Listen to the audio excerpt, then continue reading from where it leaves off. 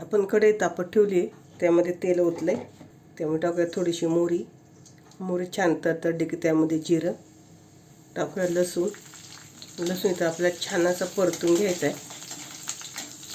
लसूण छान परतलाय, त्यामध्ये टाकूया मिरची पावडर. मी तिखटवाली मिरची पावडर टाकली आहे.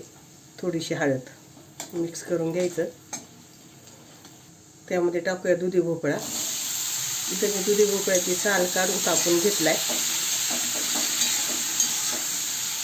आता इथे छान परतून घेऊया आपण दुधी भोपळा. आपल्या इथं दुधी भोपळा चांगला परतून झालाय. त्यामध्ये टाकूया शेंगदाण्याचा कूट आणि परतून घेऊ.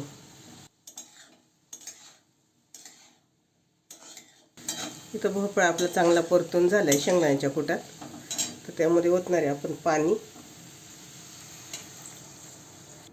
तुमच्या अंदाजाने होता. तुम्हाला सुकी करायची असेल तर थोडंसं कमी पाणी होता, पातळ करायची असेल तर थोडं जास्त पाणी होता.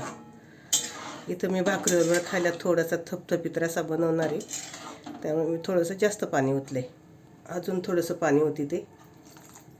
गॅस बारीक केला आहे, त्यामध्ये टाकूया चवीनुसार मीठ.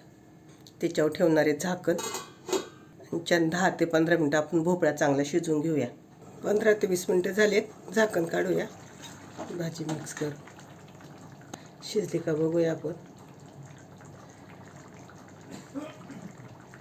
भोपळा छान शिजला आहे आपला. इथं आपली भोपळ्याची भाजी तयार. मी थोडासा पातळ रस्सा केला आहे बाजरीच्या भाकरीबरोबर चुरून खाण्यासाठी. तुम्हाला सुकी करायची असेल तर पाणी कमी होतं थोडंसं. छान अशी आपली भोपळ्याची भाजी तयार झाली. गॅस बंद करते. माझी ही रेसिपी आवडली असेल तर व्हिडिओला लाईक, शेअर, सबस्क्राईब करा आणि कमेंट करायला विसरू नका. तर भोपळ्याची भाजी आपली तयार.